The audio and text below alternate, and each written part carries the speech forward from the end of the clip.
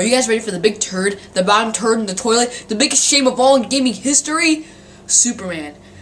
The Man of Steel, the most epic hero, just gets spit on.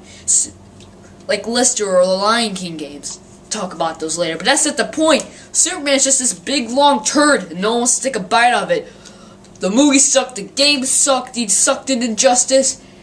How does this happen to Superman? No one gives a crap about Superman. Now let's talk about Superman at the Sega Genesis. Oh gosh.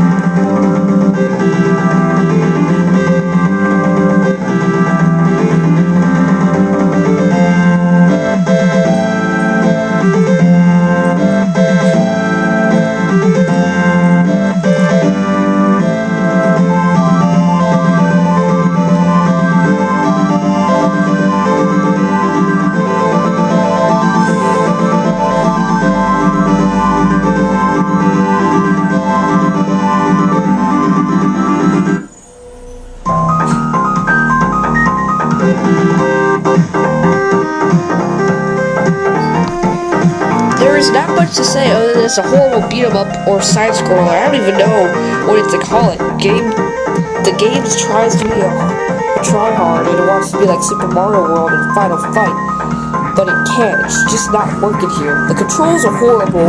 The game is not worth it. The game should have been something else. Words don't explain how bad it is until you pick up the controller and play it for yourself. The controls are all clustered all over the place. That's why it's such a hard time playing it. The only good thing about the game is the music. It was made by Sunsoft. They made Blaster Master, Spy Hunter, and Mr. Gimmick. And this is one of the music in all of these games. They have great music in all of these games, but the gameplay, not so much. Bottom line, Superman on Genesis sucks monkey turds.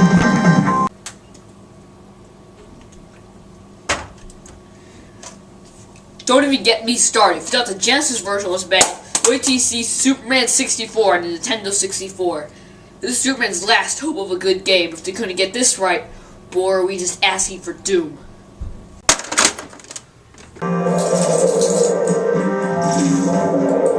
Rock music here. There's nothing special. Here, at least the Genesis version had good music. This just sounds like crap. It's giving me no motivation to play this crappy game. So yeah, Superman flying to rings. Is this the final attempt? Is this their best shot? No one did even test this crappy game before it was released. The game doesn't even look finished. The graphics are horrible. The game was untested. Not finished, and neither am I. There is still more to say. The controls are as crappy. The controls are even worse than Amagon. Yeah, I even said that. You miss a ring, hit the reset button, or you can only miss 3 rings and your game is over. You can turn around, but by the time you get there, you already ran out the timer. And yes, there's a time limit. That doesn't even give you enough time in order to even do this.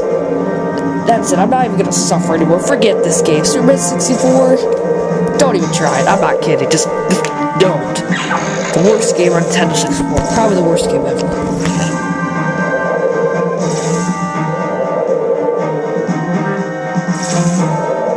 Well, that's 2 crappy Superman games for you. Oh gosh, boy, they're horrible. Don't ever want to look at them, talk about them again.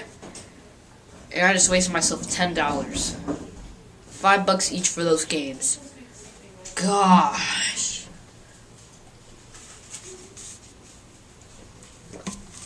I would like to mention Superman at NES, which is also horrible, but I didn't get time to talk about it. And also the Rise and Death of Superman for Super Nintendo and Sega Genesis, but it's just rare and hard to find. I would have included it, but there's no way I'm going to be able to pay $50 for it.